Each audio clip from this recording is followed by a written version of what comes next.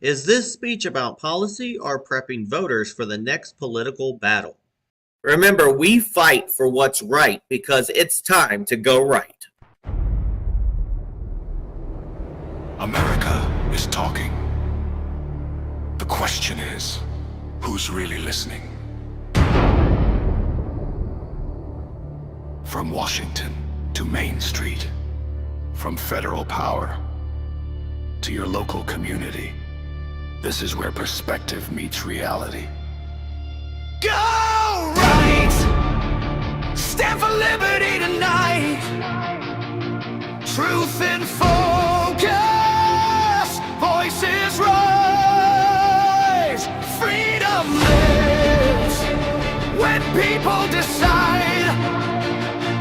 Welcome to Go Right with Peter Boykin, the Constitutionalist for liberty.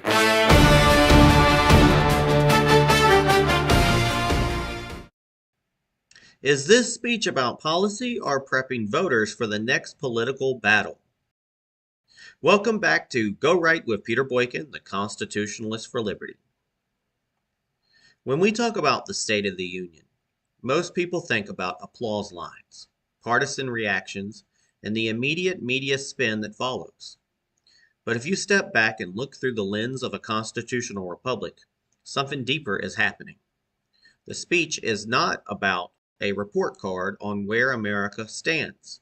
It is an attempt to define where America believes it is going, and more importantly, who gets to decide that direction. This recent State of the Union felt less like a traditional policy briefing and more like a strategic map laid out for a political battlefield that stretches from Washington, D.C. all the way down to local school boards, county commissions, and state legislatures.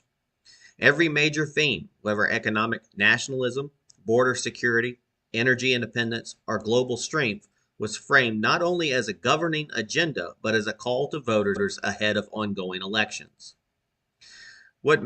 That matters because in our system, speeches do not change the country.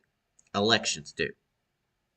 A president can propose vision, but Congress writes laws. States interpret those laws. Local governments apply them in ways that directly shape everyday life. So when you hear promises about tariffs or domestic manufacturing, that conversation eventually reaches local workers deciding whether factories reopen, small business owners facing supply chain costs, and city councils debating zoning or infrastructure expansion. This is where the gap between national messaging and daily reality becomes visible. Politicians in Washington talk about microeconomic success. Meanwhile, Americans talk about grocery bills, rent payments, insurance costs, and whether their paycheck stretches far enough to cover the month.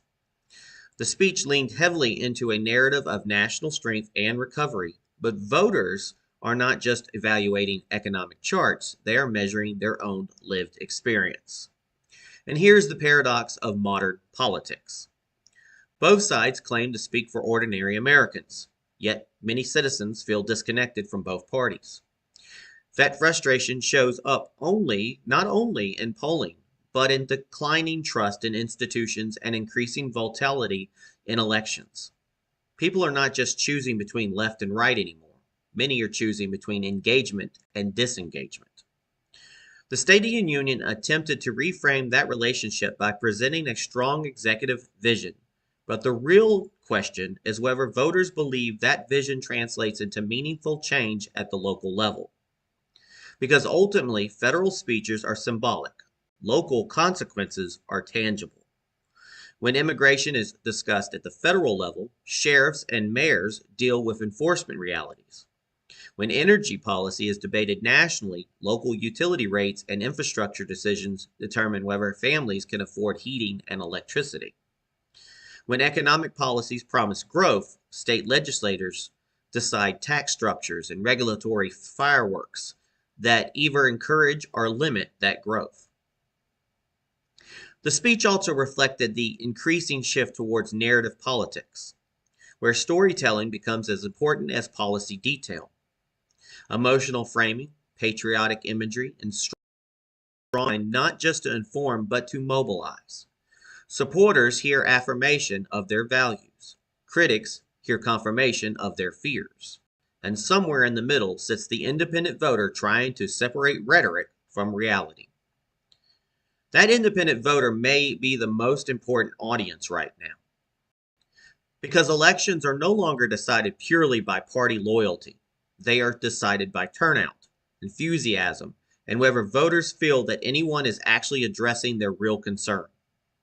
Rising costs, public safety, education quality, local economic opportunity, and government accountability are issues that cross ideological lines.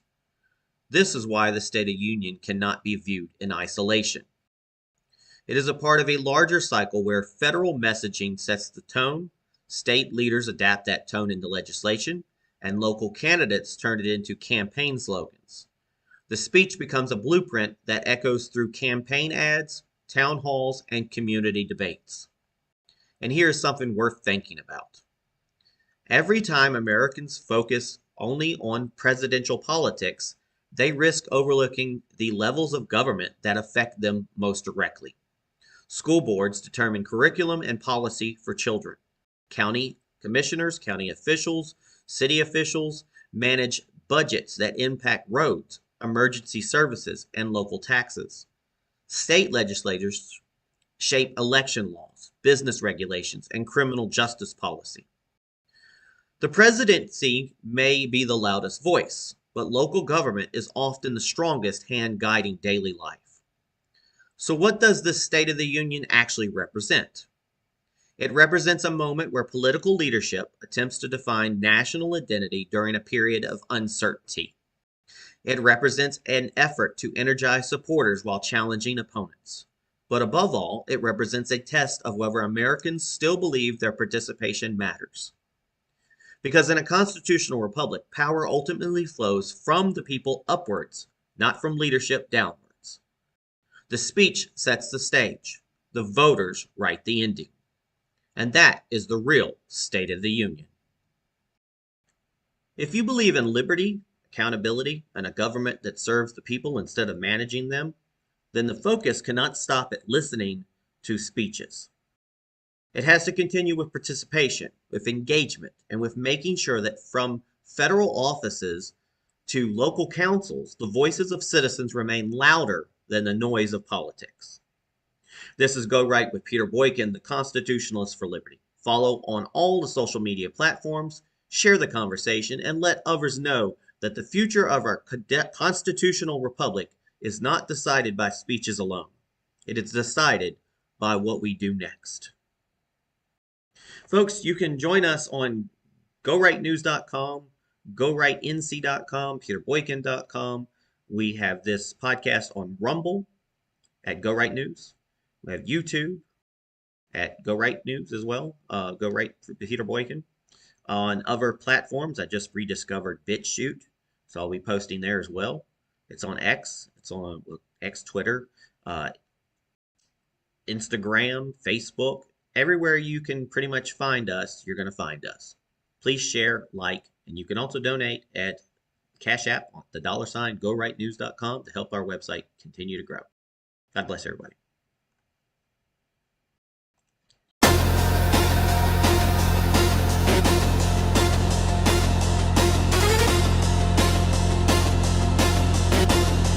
Rising for future, go right!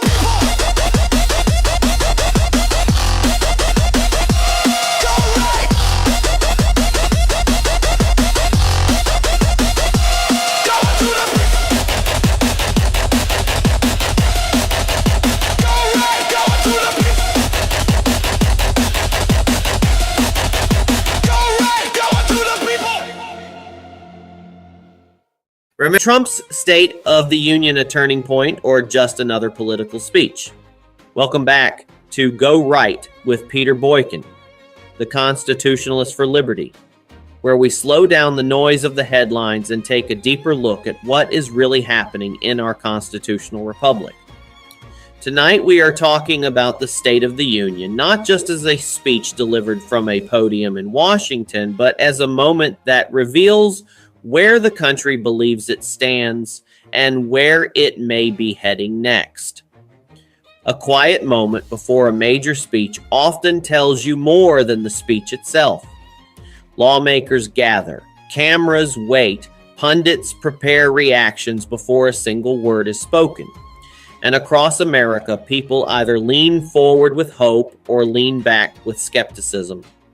That tension is the real state of the union. It is not simply the words spoken inside the chamber, but the expectations carried by millions of Americans watching from living rooms, workplaces, and phones across the country. It reflects a nation wrestling with competing visions of its future. The recent State of the Union delivered by President Donald Trump was not just a policy presentation. It functioned more like a signal flare aimed at the entire political system, from federal power struggles all the way down to local elections shaping everyday communities. In a constitutional republic, speeches like this are less about ceremony and more about direction. The real question is not whether the speech sounded strong or controversial. The real question is how its themes translate into action at every level of government. The address framed America as entering what was described as a renewed era of prosperity, a kind of economic reset built around tariffs, tax policy, and domestic production. The message projected confidence, emphasizing national strength and a return to American manufacturing power. Supporters heard affirmation of a populist economic approach centered on American workers and economic independence. Critics heard political theater, arguing that optimism and national statistics does not always match the reality many Americans feel in their daily lives. And this is where the deeper tension appears. Federal policy narratives often collide with kitchen table economics. Families are not judging economic success by press releases or market reports. They judge it by grocery prices, rent payments, insurance costs, and whether their paycheck still stretches far enough to make it through the month. Inflation concerns, housing affordability, and rising energy bills remain front of mind regardless of political affiliation. From a constitutional perspective, the executive branch proposes direction, but Congress determines whether that direction becomes law. That reality ties every presidential speech directly to elections and legislative battles still to come. As the speech moved into national security themes, immigration enforcement and border security became central pillars, framed as matters of sovereignty and public safety. Foreign policy warnings emphasized global instability and international threats, presenting the world stage as a test of American strength. These issues do more than dominate cable news debates. They activate different voter priorities and ripple into state and local decision-making. Sheriffs, mayors, and community leaders ultimately deal with the real-world outcomes of national policy. Local candidates frequently mirror federal talking points, translating global concerns into neighborhood campaign language that voters encounter closest to home. Shifting from security to economics again, the speech highlighted policy proposals designed to reach beyond Washington. One initiative focused on expanding retirement savings access for Americans without employer plans, a proposal that, if enacted, would ripple through state economies, financial institutions, and workforce planning. Another announcement targeted energy infrastructure costs, suggesting large technology companies operating energy-intensive data centers should carry more of the burden rather than consumers. Even if the practical effects take years to materialize, the messaging speaks directly to voters frustrated by high utility bills and rising living costs. Federal proposals often sound abstract, but they eventually shape municipal budgets, local services, and long-term economic stability within communities. This leads directly into the gap that defines modern politics. National speeches emphasize broad economic indicators, while Americans evaluate reality through personal experience. Rising costs, healthcare expenses, housing pressures, and local taxes define how voters interpret political promises. Elections are often decided in the space between national messaging and lived reality. Federal leaders speak in macroeconomic language, but local voters make decisions based on whether their communities feel safer, more affordable, and more stable. And hovering behind every word of a State of the Union address is the shadow of elections. These speeches are never just summaries of policy. They are campaign roadmaps. The themes emphasized signal priorities to congressional candidates, state legislators, and local officials preparing for upcoming races. Midterm elections determine legislative control, shape taxation and education policies at the state level, and influence local boards responsible for zoning, policing, and public services. A president may set the narrative, but local races ultimately determine whether that narrative becomes reality. What often goes unnoticed is how deeply federal rhetoric influences local governance. National messaging shapes state budget priorities through funding signals. It drives school board debates through cultural narratives. It affects law enforcement priorities and infrastructure planning decisions that directly impact communities. In a constitutional republic, power does not move in only one direction. Federal leadership provides themes, but state and local leaders decide implementation, and citizens ultimately judge the results. Perhaps the most revealing element of this moment is what the speech signals about the future beyond immediate policy debates. Political observers are already looking ahead, evaluating how these themes may shape the next presidential cycle. On the Republican side, future candidates may attempt to carry forward a Trump-style populist message focused on sovereignty and economic nationalism. On the Democratic side, emerging figures may emphasize institutional stability, social policy priorities, or alternative economic frameworks. American elections increasingly revolve around competing narratives about identity and direction, rather than purely technical policy debates. The speech becomes more than a reflection of current leadership. It becomes a preview of ideological battles that could define the 2028 political landscape. All of this raises a fundamental question. Was this State of the Union primarily a governing tool or a campaign stage? The honest answer is that it was both.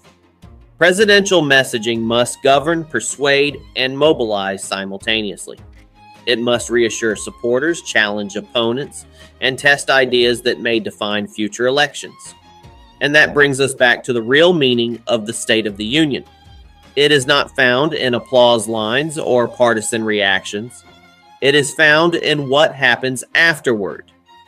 In a constitutional republic, speeches start conversations, but voters decide outcomes. The presidency sets tone, but local elections set reality. School boards shape education. County officials manage budgets. State legislators write laws that affect daily life far more directly than any single national address. The real question is not whether this speech was historic or political. The real question is whether Americans remain engaged enough to shape what comes next. Because the future of the country is never decided by one speech, one headline, or one election cycle. It is decided by citizens who choose participation over apathy and action over frustration. This is Go Right with Peter Boykin, the Constitutionalist for Liberty. Stay informed, stay engaged, and remember that the true State of the Union is written not in Washington speeches, but in the choices made by the American people every single day.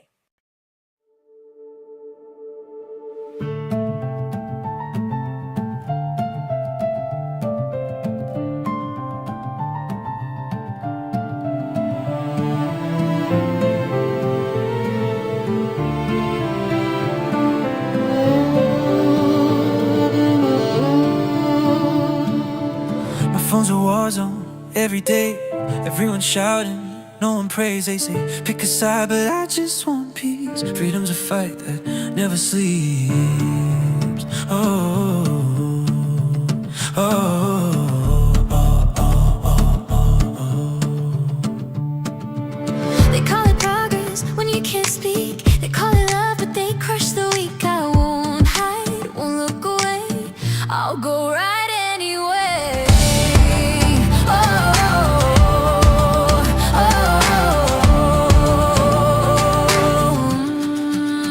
I've got go right running through my veins, fighting fear while they play their games. This world's on fire, but I'll stay free. Can't cancel truth or liberty.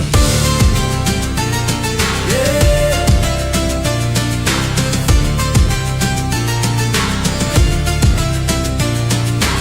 They said stay silent, I said no way. They said comply, but I still pray. The flag still waves, the dream's alive. We go right to keep it bright. No hate can drown this heart of mine. We stand for truth through every line, for every voice they try to hide. We rise,